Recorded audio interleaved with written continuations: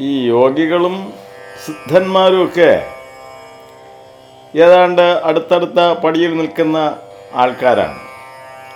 അപ്പോൾ ഈ അവസ്ഥകളൊക്കെ തന്നെ ഉണ്ടാകുന്നത് അനേകം പടിയാറും കടന്നിട്ട് അവിടെ ചെല്ലുമ്പോൾ ശിവനെ കാണാകും ശിവശംഭു എന്ന് പറഞ്ഞതുപോലെ ഓരോ പടികൾ കടന്നാണല്ലോ ഓരോ അവസ്ഥകൾ ഉണ്ടാകുന്നത്.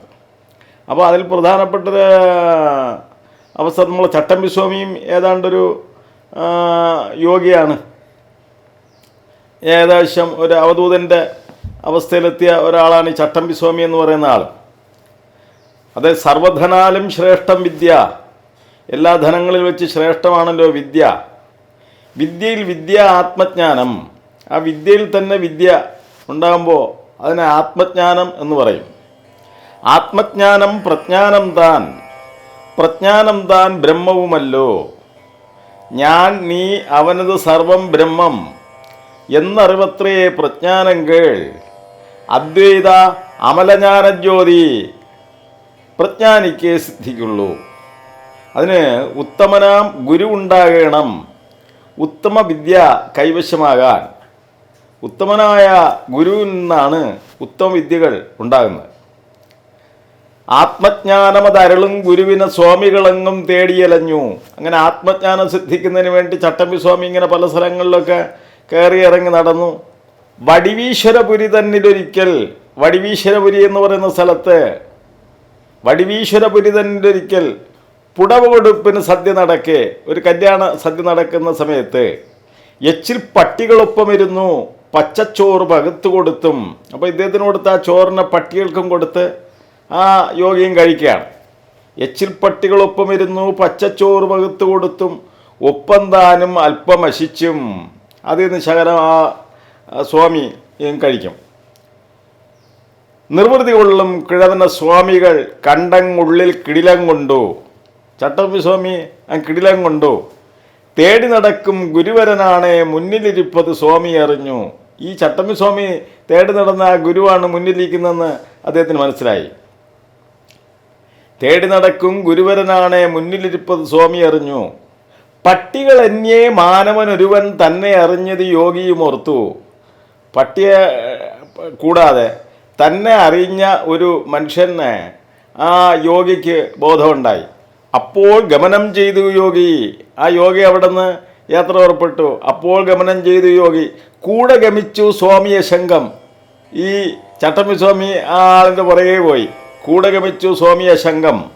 അപരൻ കൂടെ നടപ്പതെറിഞ്ഞ് യോഗി തുടർന്നു ഓട്ട നടത്തം.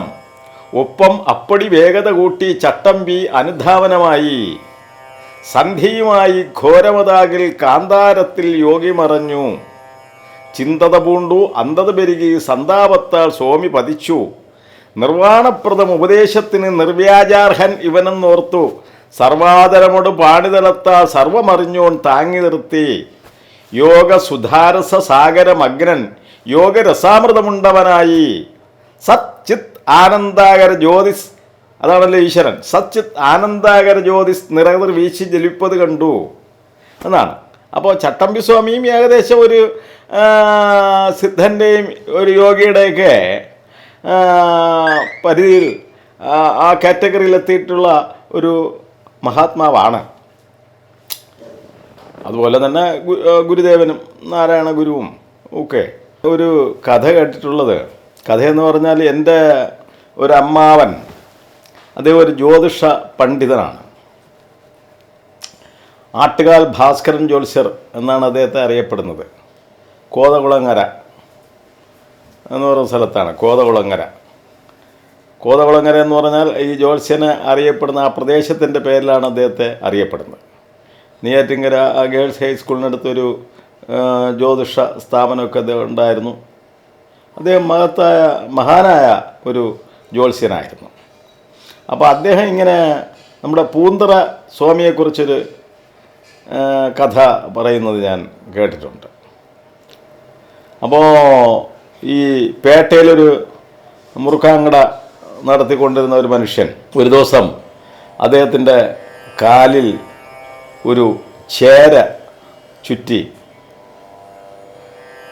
ഒടുവിൽ എങ്ങനെയൊക്കെ ആ ചേരയെ കളഞ്ഞു.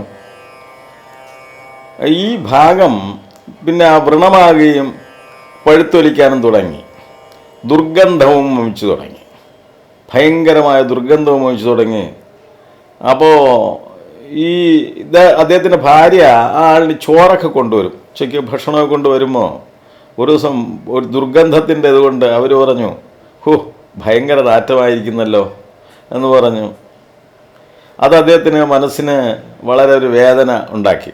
അദ്ദേഹത്തിൻ്റെ ഭാര്യ അദ്ദേഹത്തെക്കുറിച്ച് അങ്ങനെ ഒരു വേദന, ഒരു നാറ്റമാണല്ലോ എന്നുള്ള അഭിപ്രായം പറഞ്ഞപ്പോൾ അദ്ദേഹത്തിന് വളരെ ഒരു മനപ്രയാസം ഉണ്ടാകുകയും അന്ന് അദ്ദേഹം വീട്ടിൽ പോയില്ല. കട അടച്ചിട്ട് അദ്ദേഹം ഇറങ്ങിപ്പോയി. ഇങ്ങനെ പോയി അന്ന് കഴിഞ്ഞു.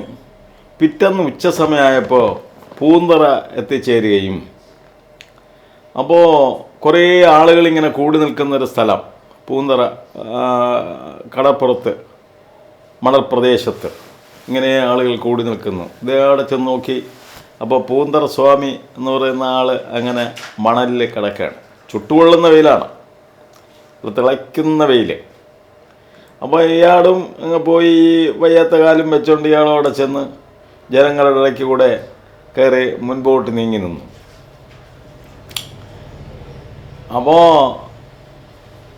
ഇയാൾ സ്വാമിയുടെ അടുത്ത് ഇങ്ങനെ നിൽക്കുകയാണ്. ഈ സ്വാമി രണ്ട് കയ്യിലും ഇങ്ങനെ മണൽ വാരി കൂട്ടിയിട്ട് ഭോ എന്ന് പറഞ്ഞ് ഇയാളെ കാലിലങ്ങ് എറിഞ്ഞു കൊടുത്തു. അപ്പോൾ ചൂട് മണൽ ഇയാളുടെ കാലിൽ വീണപ്പോൾ, ആ ഉച്ച സമയത്തുള്ള ചുട്ട് തിളച്ച് കിടക്കുന്ന മണൽ ഇയാളെ കാലിൽ വീണപ്പോൾ ഈ അസഹ്യമായ വേദന ഉണ്ടായി. ഇയാളിന് സ്വാമിയെ പറയാനൊന്നുമില്ല. ശരിക്ക് ഇയാൾ അസഭ്യമായിട്ടുള്ള സംഭാഷണമെല്ലാം പറഞ്ഞിട്ട് ഇയാൾ അവിടുന്ന് കരഞ്ഞുകൊണ്ട് വഴി തിരിച്ച് പോന്നു. ഇങ്ങനെ പിന്നെ ഒരു 2-3 ദിവസം അയാൾ വീട്ടിൽ പോയൊന്നുമില്ല. ഒരു 3-4 ദിവസം കഴിഞ്ഞപ്പോൾ ഈ മണലിനൊന്നും മാറ്റാനും പറ്റില്ല. പഴുത്തൊലിച്ച് കിടക്കുന്ന ആ മണലിൽ വീഴുന്ന എന്തായാലും അവിടെ ഇരുന്ന ഒരു പ്ലാസ്റ്റർ പോലെ അങ്ങ് ആയി. ഒരു പ്ലാസ്റ്റർ പോലെ രൂപാന്തരപ്പെടുകയും ഒരു ദിവസം ഈ പ്ലാസ്റ്റർ ഇത് താനെ അങ്ങ് അടർന്ന് വീണു. അടർന്ന് വീണപ്പോൾ അയാൾ പഴയ കാലമായി. പിന്നെ ആ പഴയ കാലം അയാൾ വീട്ടിൽ ചെല്ലുകയും അയാളുടെ ഭാര്യയും മക്കളുമായിട്ടൊക്കെ സുഖമായിട്ട് താമസിക്കുകയൊക്കെ ചെയ്തിരുന്നു. പിന്നെ വലിയ വലിയ ജ്യോത്സ്യന്മാരും ആത്മജ്ഞാനികളാണ്. ഈ കൊതകുളങ്ങര ഭാസ്കരൻ ജ്യോത്സ്യർ എന്നൊക്കെ പറഞ്ഞ ആൾക്കാരൊക്കെ അതൊക്കെ അവിടെ കവടിയുടെ മുന്നേ ഇരുന്നൊക്കെ ഫലങ്ങളൊക്കെ പ്രവചിക്കുന്ന കേട്ടാൽ നമ്മൾ അതിശയിച്ചു പോകുന്ന തരത്തിലൊക്കെയാണ് പ്രശ്ന നിരൂപണങ്ങൾ ചെയ്യുകയും അതിൻ്റെ ഫലപ്രവചനങ്ങൾ നടത്തുന്നത്. കാരണം ഞാൻ അദ്ദേഹത്തെ കാണാൻ ചെന്ന ആ സന്ദർഭത്തിൽ തന്നെ ഒരു പൂജയുടെ കാര്യത്തിന് പോകുന്നതിന് വേണ്ടി, ഒരു മൃത്യുഞ്ജയ ഹോമം നടത്താൻ പോകുന്നതിനുള്ള കാര്യത്തിന് വേണ്ടി എന്നെ കൂടെ വിളിക്കുകയും ഞാൻ ഇമാമൻ്റെ അടുത്ത് ചെന്നു. അപ്പോൾ എന്നെ കണ്ടുകൊണ്ട് പറഞ്ഞു, ആ വിക്രമനോ ഇരി. ഞാൻ ഇരുന്നു. അപ്പോൾ കുറേ പേര് മാവൻ്റെ അടുത്ത് ഇങ്ങനെ പ്രശ്നം അറിയാനായിട്ട് വന്നിരിക്കുകയായിരുന്നു. അവർ ഈ വാണിയാർ സമുദായം, ചെട്ടിയാർ സമുദായത്തിൽപ്പെട്ട കുറച്ച് ആൾക്കാരായിരുന്നു. അപ്പോൾ അദ്ദേഹം ഇങ്ങനെ പ്രശ്നമൊക്കെ ആരൂഢിച്ച് വെച്ച്, അപ്പോൾ ആ ചിങ്ങൻ രാശിയിൽ തന്നെ ചൊവ്വായും ബുധനും ഒക്കെ നിൽക്കുന്ന ഒരു രാശിയായിരുന്നു. അപ്പോൾ അദ്ദേഹം പറഞ്ഞു, നിങ്ങൾ ഒരു ക്ഷേത്ര സംബന്ധമായിരിക്കുന്ന കാര്യം അറിയുന്നതിന് വേണ്ടിയാണല്ലോ വന്നിരിക്കുന്നത്. അതേ ആശാനെ, ഞങ്ങൾ ക്ഷേത്ര സംബന്ധമായ കാര്യം അറിയുന്നതിന് വേണ്ടിയാണ് വന്നത്. ആ ക്ഷേത്രത്തെ സംബന്ധിച്ചിടത്തോളം അവിടെ സൂര്യൻ നിൽക്കുന്ന രാശി ആണെങ്കിൽ പ്രശ്നരാശിയായിട്ടുണ്ട് ഭാനോ ശംഭു. സൂര്യൻ ശിവനെ ചിന്തിക്കുന്ന അവസ്ഥയായതുകൊണ്ട് സൂര്യപ്രധാനമായ ഒരു ക്ഷേത്രമാണ്. അപ്പോൾ ഇദ്ദേഹം എന്ത് പറയണമെങ്കിലും ഇങ്ങനെ ഒരു പദ്യം പറഞ്ഞിട്ട് ശേഷമാണ്, അതിൻ്റെ ഒരു വരി പറഞ്ഞതിന് ശേഷമാണ് ഫലം പ്രവചിക്കുന്നത്. അപ്പോൾ ചന്ദ്രഗ്രഹം നിൽക്കുന്നുണ്ട്, മാണിക്യം തരണേ സുധാര്യമമലം മുക്താഫലം ശീതകോർ എന്നുള്ള പദ്യം പറഞ്ഞിട്ട് ചന്ദ്രന് മുത്തിൻ്റെ ആധിപത്യമാണല്ലോ ഉള്ളത്. സൂര്യന് മാണിക്യവും ചന്ദ്രന് മുത്തും ചൊവ്വയ്ക്ക് പവിഴവും ബുധന് മരതകവും ഇങ്ങനെയാണല്ലോ പോകുന്നത്. അപ്പോൾ അവിടെ ചന്ദ്രഗ്രഹത്തിന് മുത്തിൻ്റെ ആധിപത്യം ഉള്ളത് കൊണ്ട് നിങ്ങളുടെ മുത്തുമാരി അമ്മൻ എന്നാണ് ആ ക്ഷേത്രത്തെ വിളിക്കുന്നത്. അടുത്ത അദ്ദേഹം പറഞ്ഞു,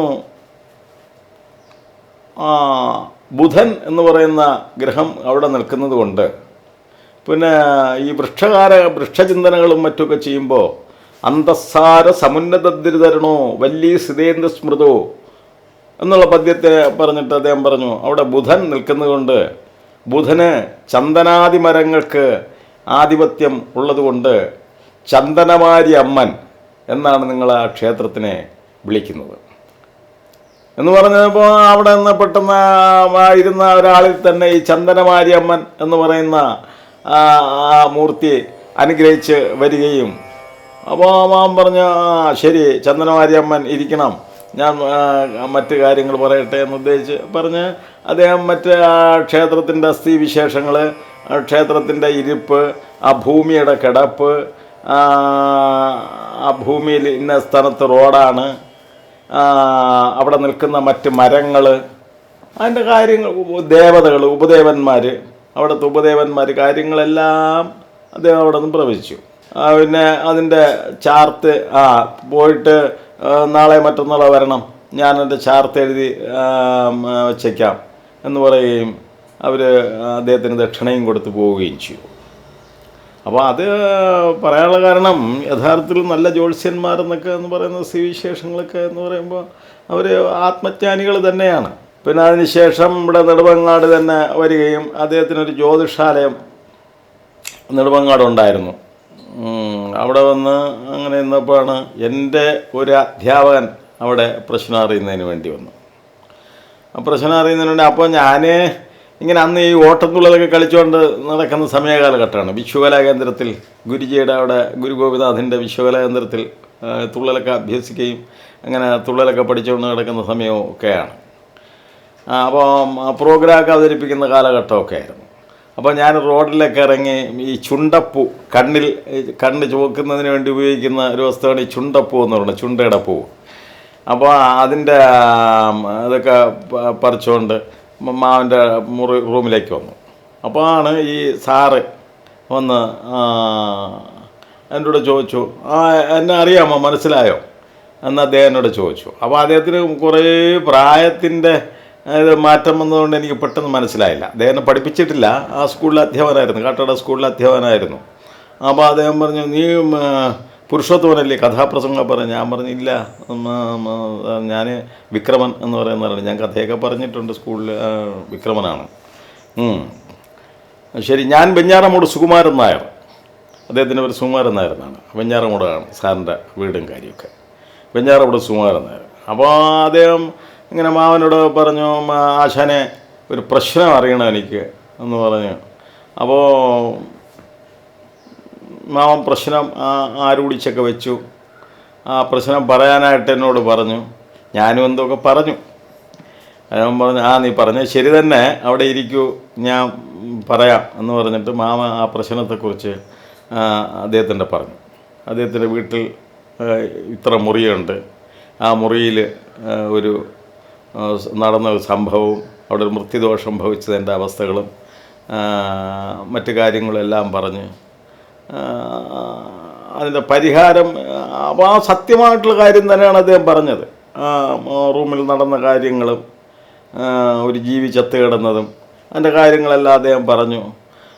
ആശാനെ, ഞങ്ങൾക്ക് അതിന് ശേഷം സ്വസ്ഥതയില്ല, ഉറക്കമില്ല, അപ്പോൾ എന്താണ് കാരണം, അതിന് നമുക്ക് എന്ത് പരിഹാരം ചെയ്യാം എന്ന് പറഞ്ഞപ്പോൾ മാവൻ തന്നെ പറഞ്ഞു, അതിനൊരു മൃത്യുഞ്ജയ ഹോമം നടത്തണം എന്ന് പറഞ്ഞ്. അപ്പോൾ എന്നോട് പറഞ്ഞു, അതിനേക്ക് ഒരു ചാർട്ട്, ഈ പൂജാ സാധനങ്ങളുടെ ചാർട്ട് എഴുതാൻ പറഞ്ഞു. ഞാൻ തന്നെ അവിടെ ഇരുന്ന് മാമൻ പറഞ്ഞ പോലെ ആ ചാർത്തൊക്കെ എഴുതി കൊടുത്തു. അപ്പോൾ അതൊക്കെ ഞാനിത് സൂചിപ്പിക്കാനുള്ള കാരണം എന്ന് വെച്ചാൽ, ഈ ജ്യോത്സ്യന്മാരെന്ന് പറയുന്ന നല്ല ജ്യോത്സ്യന്മാർ, വലിയ ആൾക്കാരുണ്ട്, അവരൊക്കെ ഈ യഥാർത്ഥത്തിൽ ഒരു ആത്മജ്ഞാനികൾ തന്നെയാണ്. അതുകൊണ്ടാണല്ലോ ഈ ഗ്രഹങ്ങളുടെ മറ്റ് ചിന്തനകളൊക്കെ ചെയ്ത് ഇങ്ങനെ സൂക്ഷ്മമായിട്ടുള്ള കാര്യങ്ങൾ അത്രയും സത്യസന്ധമായിട്ട് പ്രവചിക്കുവാൻ സാധിക്കുന്നത്.